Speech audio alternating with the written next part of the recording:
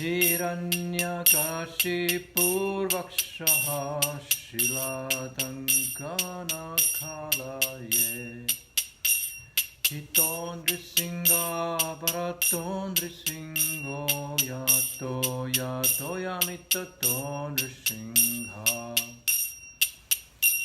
Bahirendrisingo Hridayendrisingo Nrisingamadim Sharanam Prapadye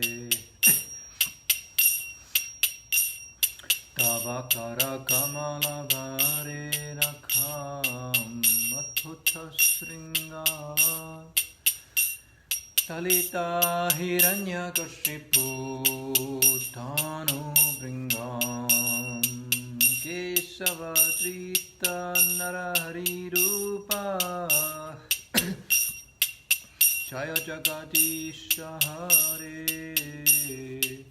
Jaya Jagadisha Hare Jaya Jagadisha Hare Jaya Nrsimhadev Nrsimhadev Nrsimhadev Jaya Nrsimhadev Jaya Prahlad Maharaj Prahlad Maharaj Prahlad Maharaj Jai Prahlad Maharaj Prabhupada Prabhupada Prabhupada Jaya Jaya Prabhupada Jai Shri Bhagavan Ki Jai Krishna Krishna Krishna Krishna Krishna Krishna Krishna Hey Krishna Krishna Krishna Krishna Krishna Krishna Krishna Hey Krishna Krishna Krishna Krishna Krishna Krishna Rakshama Krishna Krishna Krishna Krishna Krishna Krishna Bahima Rama Raghava Rama Raghava Rama Raghava Rakshama Krishna Keshava Krishna Keshava Krishna Keshava Bahima Hare Krishna. So chapter 8, the vision of the universal form.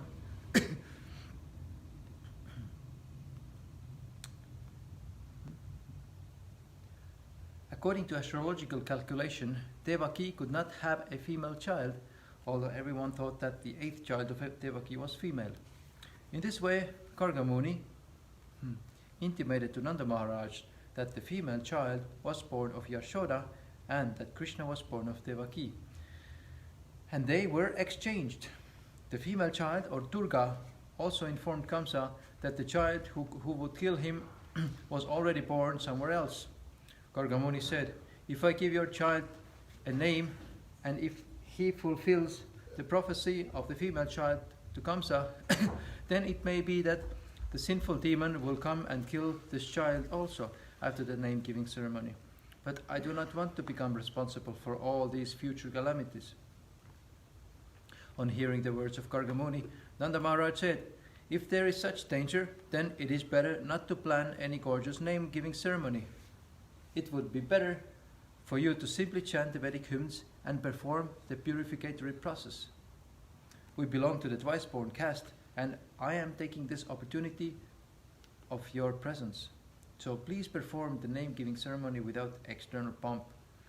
Nanda Maharaj wanted to keep the name-giving ceremony a secret and yet take advantage of Kargamuni's performing the ceremony. When Kargamuni was so eagerly requested by Nanda Maharaj, he performed the name-giving ceremony as secretly as possible in the cowshed of Nanda Maharaj. He informed Nanda Maharaj that Balaram, the son of Rohini, would be very pleasing to his family members and relatives and therefore would be called Rama. In the future, he would be extraordinarily strong and therefore would be called Balaram. Kargamuni said further, "Because your family and the family of the Yadus are so intimately connected and attracted, his name will also be Shankarshan." This means that Kargamuni awarded these names to the son of Rohini, namely Balaram, Shankarshan and Baladev.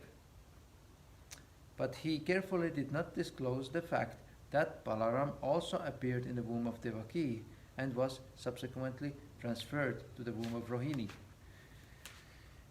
Krishna and Balaram are real brothers, being originally sons of Devaki. Kargamuni then informed Nanda Maharaj, "As far as the other boy is concerned, This child has taken different bodily complexions in different yugas, millenniums. First of all, he assumed the color white. Then he assumed the color red. Then the color yellow. Now he has assumed the color black. Besides that, he was formerly the son of Vasudeva. Therefore, his name should be Vasudeva as well as Krishna. Some people will call him Krishna and some will call him Vasudeva. But one thing you must know. This son has had many other names and activities due to his different pastimes. Karka Muni gave Nanda Maharaj a further hint that his son would also be called Giridhari because of his uncommon pastimes of lifting Govardhan hill. Since he could understand everything past and future, he said, I know everything about his activities and names, but others do not know. This child will be very pleasing to all the cowherd men and cows. Being very popular in Vrindavan, he will be the cause of all good fortune for you. Because of his presence, you will overcome all kinds of material calamities, despite opposing elements. Karka Muni continued to say, My dear king of Vraja, in his previous birth, this child many times protected righteous persons from the hands of rogues and thieves whenever there was political disruption. Your child is so powerful that anyone who will become a devotee of your boy will never be troubled by enemies. Just as demigods are always protected by Lord Vishnu, the devotees of your child will always be protected by Narayana, the Supreme Personality of Godhead. This child will grow in power, beauty, opulence, in everything, on the level of Narayana, the Supreme Personality of Godhead. Therefore, I would advise you to protect him very carefully, so that he may grow without disturbance. Karka Muni further informed Nanda Maharaj that because he was a great devotee of Narayana, Lord Narayana gave a son equal to him. At the same time, he indicated, your son will be disturbed by so many demons, so be careful and protect him. In this way, Karka Muni convinced Nanda Maharaj that Narayana himself had become his son. In various ways, he described the transcendental qualities of his son. After giving this information, Karka Muni returned to his home. Nanda Maharaj began to think of himself as the most fortunate person, and he was very satisfied to receive such benediction in this way. A short time after this incident, both Balaram and Krishna began to crawl on their hands and knees. When they were crawling like that, they pleased their mothers. The bells tied to their waist and ankles. And ankles sounded fascinating, and they would move around very pleasingly. Sometimes, just like ordinary children, they would be frightened by others and would immediately hurry to their mothers for protection. Sometimes they would fall into the clay and mud of Vrindavan and would approach their mothers smeared with clay and saffron. They were actually smeared with saffron and sandalwood pulp by their mothers. But due to crawling over muddy clay, they would simultaneously smear their bodies with clay. As soon as they would come crawling to their mothers, Yashoda and Rohini, they would take them on their laps and covering them with the lower portion of their saris allow them to suck their breasts. When the babies were sucking their breasts, the mothers would see small teeth coming in. Thus their joy would be intensified to see their children grow. Sometimes the naughty babies would crawl up to the cowshed, catch the tail of a calf and stand up. The calves, being disturbed, would immediately begin running here and there, and the children would be dragged over clay and cow dung. To see this fun, Yashoda and Rohini would call all their neighbouring friends, the gopis. Upon seeing these childhood pastimes of Lord Krishna, the gopis would be immersed in transcendental bliss. In their enjoyment, they would laugh very loudly. I can't imagine ordinary children doing that. Yeah. Both Krishna and Balaram were so restless that their mothers, Yashoda and Rohini, would try to protect them from cows, bulls, monkeys, water, fire and birds, while they were executing their household duties. Always being anxious to protect the children and to execute their duties, they were not very tranquil. In a very short time, both Krishna and Balaram began to stand up and slightly move on their legs. When Krishna and Balaram began to walk, their other friends of the same age joined them, and together they began to give the highest transcendental pleasure to the gopis, specifically to Mother Yashoda and Rohini. All the gopi friends of Yashoda and Rohini enjoyed the naughty childish activities of Krishna and Balaram in Vrindavan. In order to enjoy further transcendental bliss, they all assembled and went to Mother Yashoda to lodge complaints against restless boys. When Krishna was sitting before Mother Yashoda, all the elderly gopis began to lodge complaints against him, so that Krishna could hear. They said, "Dear Yashoda, why don't you restrict your naughty Krishna? He comes to our houses along with Balaram every morning and evening, and before the milking of the cows, they loose the calves, and calves drink all the milk of the cows." Sorry, they let loose the calves, and the calves drink all the milk of the cows. So when we go to milk the cows, we find no milk, and we have to return with empty pots. If we warn Krishna and Balaram about this, they simply smile charmingly. We cannot do anything. Also, your Krishna and Balaram find great pleasure in stealing our stock of yogurt and butter from wherever we keep it. When Krishna and Balaram are caught stealing the yogurt and butter, they say, "Why do you charge us with stealing? Do you think that butter and yogurt are in scarcity in our house?" And sometimes they steal butter, yogurt and milk and distribute them to the monkeys. When the monkeys are well fed and do not take away any more, then they steal butter, yogurt and milk and distribute. Sometimes they steal butter, yogurt and milk and distribute them to the monkeys. When the monkeys are well fed and do not take any more, then your boys chide, "This milk and butter and yogurt are useless." Even the monkeys won't take it. And they break the pots and throw them hither and thither. If we keep our stock of yogurt and butter and milk in a solitary dark place, your Krishna and Balaram find it in the darkness by the glaring effulgence of the ornaments and jewels on their bodies. If by chance they cannot find the hidden butter and yogurt, they go to our little babies and pinch their bodies so that they cry. And then they go away. And if we keep our stock of butter and yogurt high on the ceiling, hanging on a swing, although it is beyond their reach, they arrange to reach it by piling up all kinds of wooden planks over the grinding machine. And if they cannot reach, they make a hole in the pot. We think, therefore, that you better take all the jewelled ornaments from the bodies of your children. On hearing this, Mother Yashoda would say, "All right, I will take all the jewels from Krishna so that you cannot see the butter hidden in the darkness." Then the gopis would say, "No, don't do this. What good will you do taking away the jewels? We do not know what kind of boys these are, but even without ornaments they spread some kind of effulgence, so that even in the darkness they can see everything." Then Mother Yashoda would inform them, "All right, keep your butter and yogurt carefully so that they may not reach it." In reply to this, the gopis said, "Yes, actually we do so, but because we are sometimes engaged in our household duties, these naughty boys enter our house somehow or other and spoil everything. Sometimes, being unable to steal our butter and yogurt, out of anger they pass urine on the clean floor and sometimes spit on it. Just see your boy now. He is hearing this complaint all day."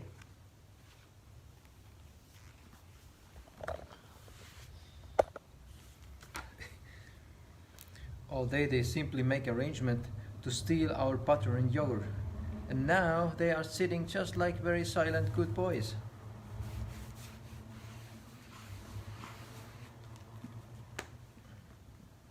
Just see his face. When Mother Yashoda thought to chastise her boy after hearing all the complaints, she saw his pitiable face, and smiling, she did not chastise him.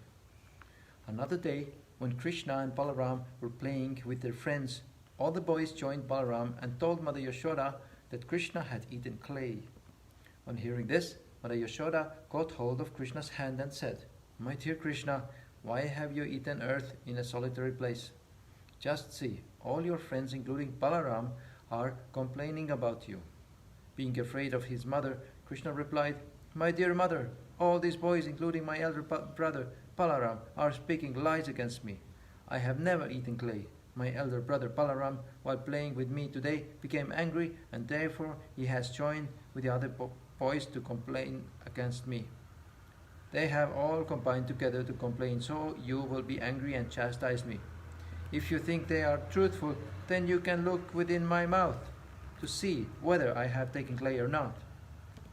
His mother replied, All right, if you have actually not taken any clay, then just open your mouth. I shall see. When the Supreme Personality of Godhead Krishna was so ordered by his mother, he immediately opened his mouth just like an ordinary boy. When Mother Yashoda saw within that mouth the complete opulence of creation, then Mother Yashoda saw within that mouth the complete opulence of creation. She saw the entire outer space in all directions, mountains, islands, oceans, seas, planets, air, fire, moon, and stars. Along with the moon and the stars, she also saw the entire elements, water, sky, the extensive ethereal existence, along with the total ego and the products of the senses and the controller of the senses, all the demigods, the objects of the senses like sound and smell, and the three qualities of material nature. She also could perceive that within his mouth were all living entities, eternal time, material nature, spiritual nature, activity, consciousness, and different forms of the whole creation. Yashoda could find within the mouth of her child everything necessary for cosmic manifestation. She also saw within his mouth herself, taking Krishna on her lap and having him sucking her breast. Upon seeing all this, she became struck with awe and began to wonder whether she were dreaming or actually seeing something extraordinary. She concluded that she was either dreaming or seeing the play of the illusory energy of the Supreme Personality of Godhead. She thought that she had become mad, mentally deranged, to see all those wonderful things. Then she thought, it may be cosmic mystic power attained by my child, and therefore I am perplexed by such visions within his mouth. Let me offer my respectful obeisances unto the Supreme Personality of Godhead, under whose energy bodily self and bodily possessions are conceived. She then said, Let me offer my respectful obeisances unto him, under whose illusory energy I am thinking that Nanda Maharaj is my husband and Krishna is my son, that all the properties of Nanda Maharaj belong to me, and that all the cowherd men and women are my subjects. All this misconception is due to the illusory energy of the Supreme Lord. So let me pray to him that he may protect me always. While Mother Yashoda was thinking in this high philosophical way, Lord Krishna again expanded his internal energy, just to bewilder her with maternal affection. Immediately, Mother Yashoda forgot all philosophical speculation and accepted Krishna as her own child. She took him on her lap and became overwhelmed with maternal affection. She thus began to think, Krishna is not understandable to the masses through the process of knowledge, but he can be received through the Upanishads and the Vedanta or mystic yoga system and Sankhya philosophy. Then she began to think of the Supreme Personality of Godhead as her own begotten child. Certainly, Mother Yashoda had executed many pious activities, as a result of which she got the absolute truth, Supreme Personality of Godhead, as her son who sucked milk from her breast. Similarly, Nanda Maharaj also must have performed many great sacrifices and pious activities for Lord Krishna to become his son and address him as father. But it is surprising that Vasudeva and Devaki did not enjoy the transcendental bliss of Krishna's childhood pastimes, although Krishna was their real son. The childhood pastimes of Krishna are glorified even today by many sages and saintly persons. But Vasudeva and Devaki could not enjoy such childhood pastimes personally. The reason for this was explained by Shukadeva Goswami to Maharaj Parikshit as follows. When the best of the Vasus, named Drona, and his wife Tara were ordered to increase progeny by Lord Brahma, they said unto So here, 4 minutes. Dear Father, we are seeking your benediction. Well, I'll read from that because you. Dear Father, we are seeking your benediction. Drona and Dara then took benediction from Brahma that in the future they would take birth again within the universe. The Supreme Lord Krishna, in his most attractive feature of childhood, would absorb their whole attention. Their dealings with Krishna would be so powerful that simply by hearing Krishna's activities with them, anyone could very easily cross over the innocence of birth and death. Lord Brahma agreed to give them the benediction, and as a result, the same Drona appeared as Nrsimha in Vrindavan, and the same Dara appeared as Mother Yashoda, the wife of Nrsimha. In this way, Nrsimha and his wife Mother Yashoda developed their unalloyed devotion for the Supreme Personality of Godhead, having gotten him as their son. And all the gopis and cowherd men who were associates of Krishna naturally developed their own feelings of love for Krishna. Therefore, just to fulfill the benediction of Lord Brahma, Lord Krishna appeared along with his plenary portion Balaram and performed all kinds of childhood pastimes in order to increase the transcendental pleasure of all the residents of Vrindavan. Thus ends the Bhaktivedanta purport of the 8th chapter of Krishna, Vision of the Universal Form. It's just interesting that Drona and Dara, because they got a benediction from Lord Brahma, so you thought that because of Lord Brahma's benediction that they were able to become the parents of Krishna, but it was preordained. It wasn't because of Lord Brahma's benediction. Like, So it's part of the Leela, if you know what I mean. Right. So Brahma's benediction was preordained as well? Yeah, it was preordained, yeah. Yeah, as simple as that, yeah. So really, really fascinating. And that's in Shivaram Swami's book that I was reading. So yeah, it's quite interesting. And and it gets really technical. Mother Yashoda binding Lord Krishna. Are you sure? We've got 2 minutes, a minute and a half. We can read half a page. Once upon seeing that their maidservant was engaged in different household duties, Mother Yashoda personally took charge of churning butter. And while she churned butter, she sang the childhood pastimes of Krishna and enjoyed thinking of her son. The end of her sari was tightly wrapped while she churned, and on account of her intense love for her son, milk automatically dripped from her breasts, which moved as she laboured very hard, churning with 2 hands. The bangles and bracelets on her hands tinkled as they touched each other, and her earrings and breasts shook. There were drops of perspiration on her face, and the flower garland which was on her head scattered here and there. Before this picturesque sight, Lord Krishna appeared as a child. He felt hungry, and out of love for his mother, he wanted her to stop churning. He indicated that her first business was to let him suck her breast, and then churn the butter later. Mother Yashoda took her son on her lap and pushed the nipples of her breast into his mouth. And while Krishna was sucking the milk, she was smiling, enjoying the beauty of her child's face. Suddenly the milk, which was on the oven, began to boil over. Just to stop the milk from spilling, Mother Yashoda at once put Krishna aside and went to the oven. Left in that state by his mother, Krishna became very angry, and his lips and eyes became red in rage. He pressed his teeth and lips, and taking up a piece of stone, he have to find out tomorrow. Krishna. To be continued. To be continued.